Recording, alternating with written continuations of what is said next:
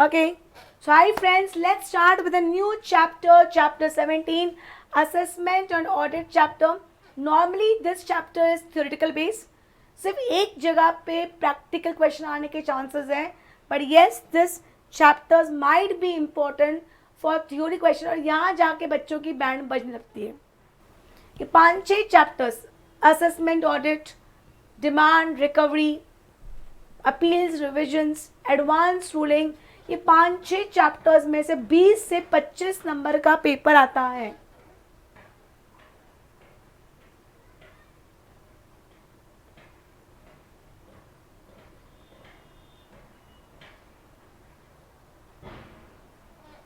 Right, can I go ahead? तो let's come to assessment and audit. Assessment and audit, यहाँ पे कितने sections हैं? 59 है, 60 है, will go to 65, 66. Am I clear? Assessment क्या होता है?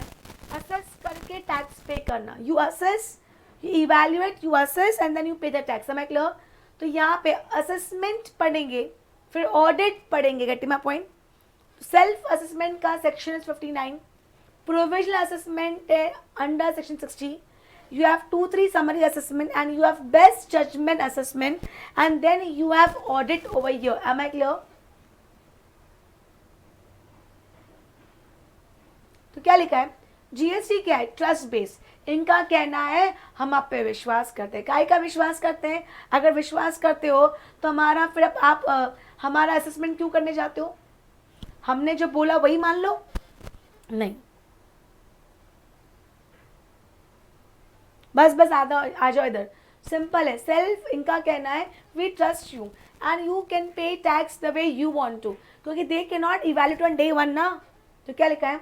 GST is trust based taxation when the assessee is first required to pay to self assess tax liability and furnish returns by declaring the taxable turnover, tax payable और refundable, ITC, मतलब जो भी self assess करके pay कर दो. At this stage department intervene नहीं करेगा.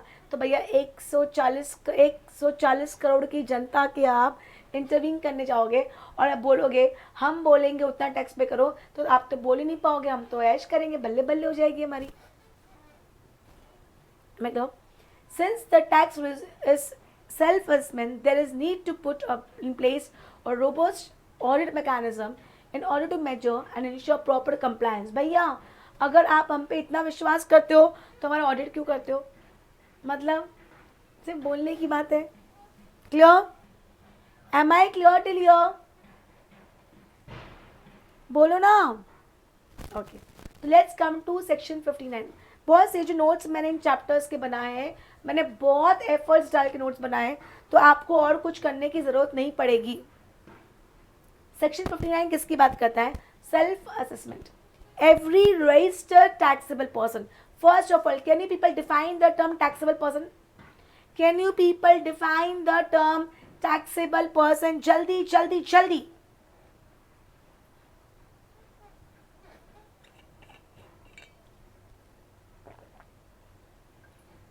Exactly Kamlendra.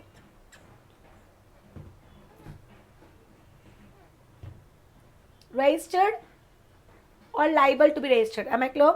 तो जो रजिस्टर्ड टैक्सेबल पर्सन है, who is registered under section 22 और सेक्शन 24 और even section 25 shall himself pay the tax, assess the tax payable and furnishes the return for such period under section 39. GSTR 3 भी खुद से भर दो. Am I clear? Self assessment क्या बोलते हैं? Every person registered under this act shall himself assess the tax payable by him for tax period and after the self assessment he shall file the return under section 39. Get my point? 37 क्या है?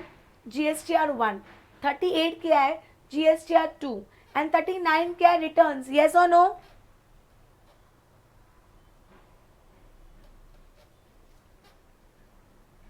Clear?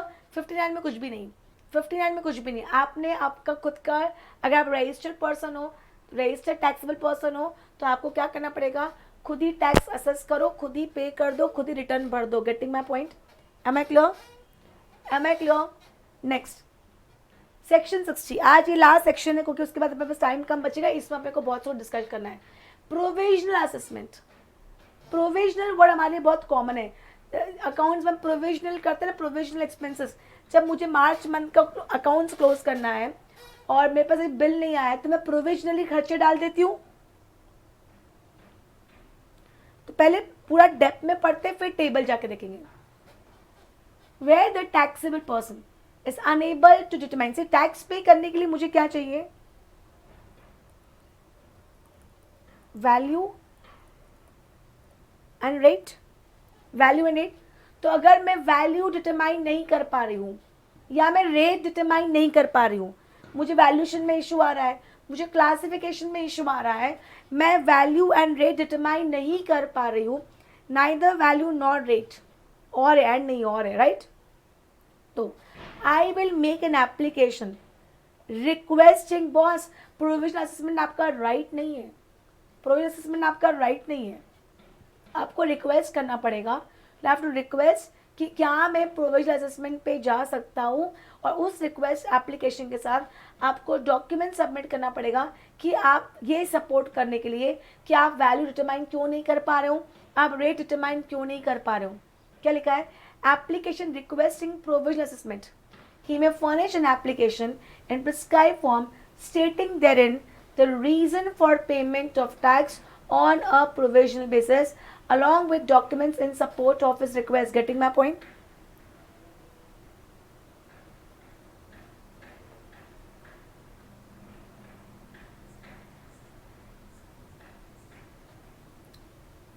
अब मैंने application submit करी, notice from proper officer.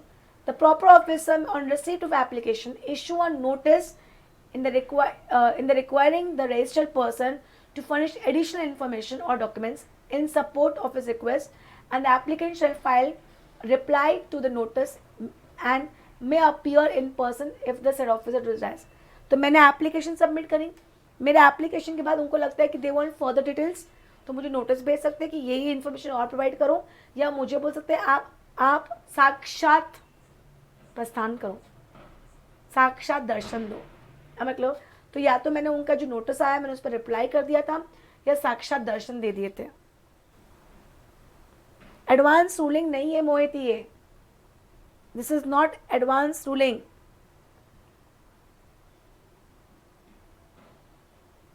Now order for provisional assessment. See थोड़ा सा different. Advance ruling में basically मैं अलग लेवल अथॉरिटी के पास जाऊंगी. अब order, the proper officer shall issue an order within a period not later than 90 days from the date of receipt of such request along with payment of tax on a provisional basis indicating. क्या लिखा है, अगर suppose उनको लगता है कि यहाँ आप रीजनेबली करेक्ट हो तो आपको ऑर्डर दे सकते हैं, order for provisional assessment. Okay let's go for provisional assessment. Proper officer क्या करेगा, शैल issue an order but with in 90 days, maximum 90 days. आपका जब रिक्वेस्ट आया उसके 90 days के अंदर आपको प्रोविजनल असेसमेंट का ऑर्डर आ जाएगा, और उसमें क्या लिखा जाएगा, आप टैक्स पे कर दो अभी प्रोविजनल बेसिस पे, इंडिकेटिंग द वैल्यू और the rate, one thing, plus उसके साथ the amount of which the bond is executed. आपको एक बॉन्ड साइन करके देना पड़ेगा और आपको सिक्योरिटी फर्निश करके देनी पड़ेगी, and security can not exceed 25% the amount covered under the bond. Am I clear? 3 चीज आपको बोला जाएगा. Okay will go for provisional assessment, will go for provisional assessment. Getting my point और नॉट? Am I clear? और उस case में क्या बोला जाएगा कि प्रोविजनल असेसमेंट करते हैं, आप इतना टैक्स पे कर दो, जो हमने वैल्यू रेट निकाला है आप एक बॉन्ड साइन करके दे दो, और आपको एक सिक्योरिटी देनी पड़ेगी, और security can not exceed 25% amount covered in the bond. The bond is documentary whereby the tax payer bind himself to pay the differential tax if any on finalisation of the provisional assessment. Am I clear? Bond में क्या लिखा होगा कि अभी provisional में आपने जो पे किया है, फाइनल में जो डिफरेंस अमाउंट आएगा उतने का आपको डिफरेंस पे करना पड़ेगा. सो सिक्योरिटी यहाँ पे बैंक गारंटी के फॉर्म में ही होनी चाहिए, and it can not exceed the amount covered in the जो बॉन्ड लिखा है उससे 25% के ऊपर नहीं हो सकता. M I clear?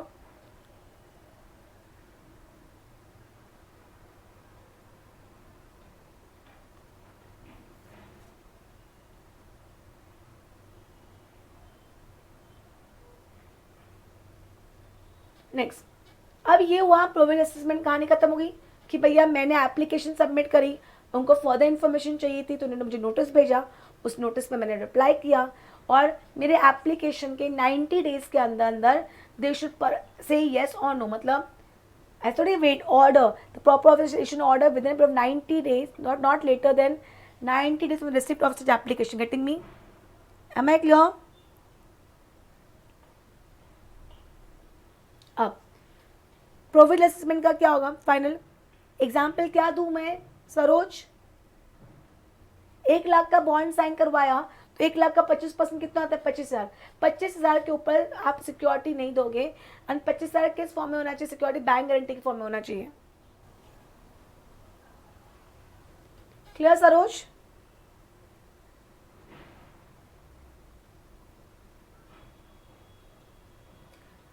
पच्चीस हजार कैसे आया, मैं अज्यूम कर रही हूँ कि उन्होंने 1 लाख का बॉन्ड साइन करवाया, मैं अज्यूम कर रही हूँ कि उन्होंने 1 लाख का बॉन्ड साइन करवाया, तो जितने का बॉन्ड साइन करवाते हैं उसका 25%, 25% of the bond amount. Clear Saroj?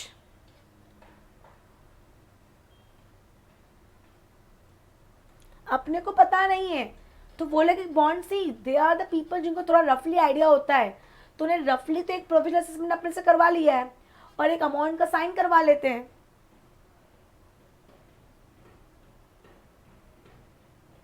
Practically अपने चीजें देखी नहीं है ना,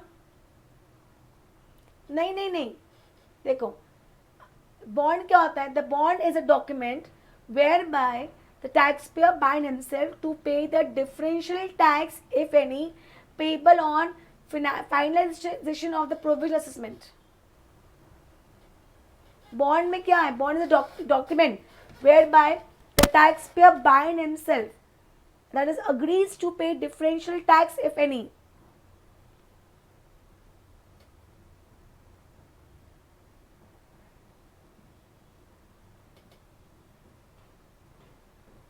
करेक्ट पर एक बॉन्ड में वो लोग एक बॉन्ड तो रफली निकाल सकते हैं ना कितना अमाउंट आ सकता है।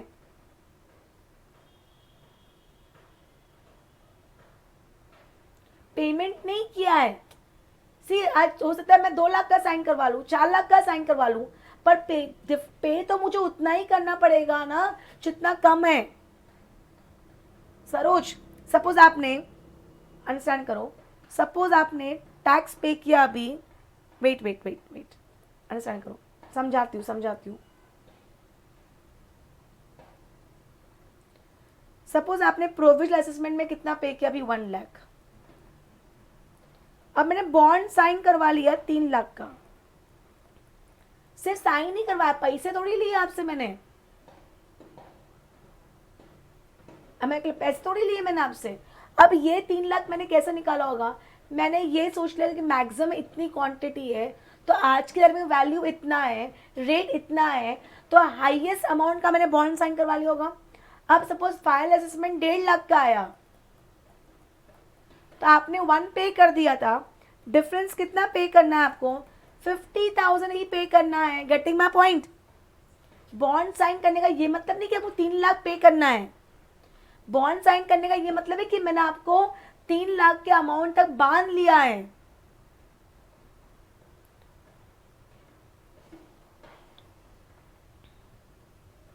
यस, I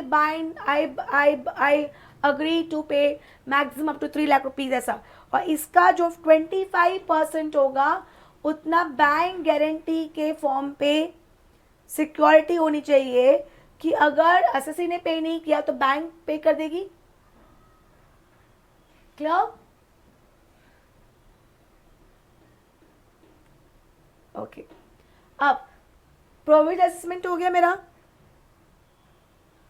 प्रोविजनल असेसमेंट हो गया।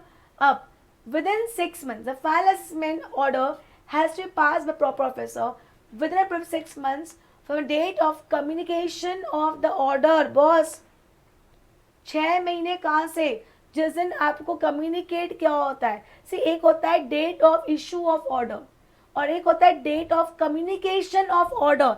Do you people understand the difference between both the sentence? Date of issue of order, और एक होता है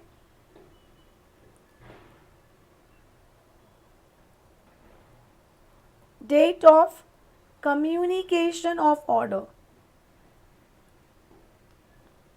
यस, तो कम्युनिकेशन का मतलब जिस दिन मिलता है, इससे सिंपल है. मुझे पासपोर्ट, मेरा पासपोर्ट आज आया है, मैं 10 दिन से मुझे मैसेज आ रहा था कि आपका पासपोर्ट का वेरिफिकेशन हो गया है, आपका पासपोर्ट प्रिंटिंग में गया है, आपका पासपोर्ट का प्रिंटिंग हो गया है. इशू कब किया होगा? मुझे तो आज मिला.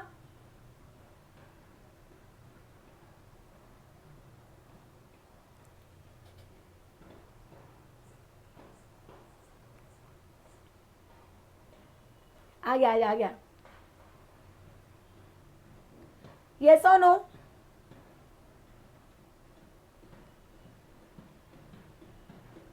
राइट. तो कम्युनिकेशन 6 मंथ्स, ये छोटी छोटी बातें पर ध्यान रखना. Am I clear? However, on sufficient cause being shown and for reasons to be recorded in writing, the above period of 6 months can be extended by joint or additional commissioner for a further period not exceeding 6 months.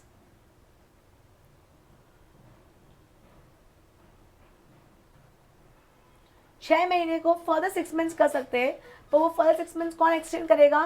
Joint commissioner और additional commissioner.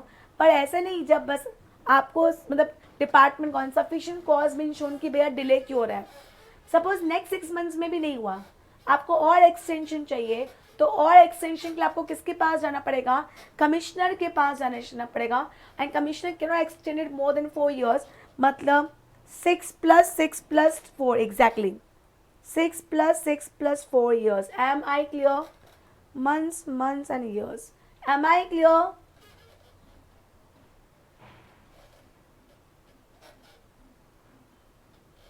इसके आगे अभी नहीं जा रही क्योंकि इसमें मुझे कैलकुलेशन सिखाना है आप लोगों को. इसके आगे नहीं जा रही, इसमें कैलकुलेशन सिखाना है. यहाँ तक समझा? तो हमने अभी 2 सेक्शन स्टार्ट की. 59 क्या होता है? 59 क्या है? Self assessment. तो जो भी रजिस्टर्ड टैक्सेबल पर्सन है, सेल्फ असेस करके टैक्स पे कर दो और रिटर्न फाइल कर दो. 60 क्या है? प्रोविजनल. प्रोविजनल क्यों? अगर मैं वैल्यू और रेट पता नहीं कर पा रही हूँ तो मैं एप्लीकेशन सबमिट करूँगी, प्लीज़ मुझको प्रोविजनल असेसमेंट की परमिशन दे दो, और मुझे सपोर्टिंग डॉक्यूमेंट्स देने पड़ेंगे. अगर उनको लगेगा कि कुछ और चाहिए तो मुझे नोटिस आ सकता है, मैं नोटिस का रिप्लाई कर दूंगी.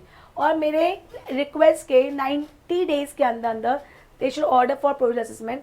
उस केस में जितना वो बोलेंगे उतना प्रोविजनल टैक्स पे कर दूंगी, प्लस एक बॉन्ड साइन कर दूंगी, प्लस बॉन्ड में जो अमाउंट लिखे उसका मैं security maximum 25% in form bank guarantee provide कर दूंगी. मैं मतलब फाइनल असेसमेंट कितने टाइम होना चाहिए? प्रोविजनल असेसमेंट के कम्युनिकेशन के 6 मंथ्स के अंदर. नहीं हुआ, further 6 months should be extend by joint commissioner और एडिशनल कमिश्नर. नहीं हुआ, next 4 years by commissioner. Am I clear? Am I clear till here?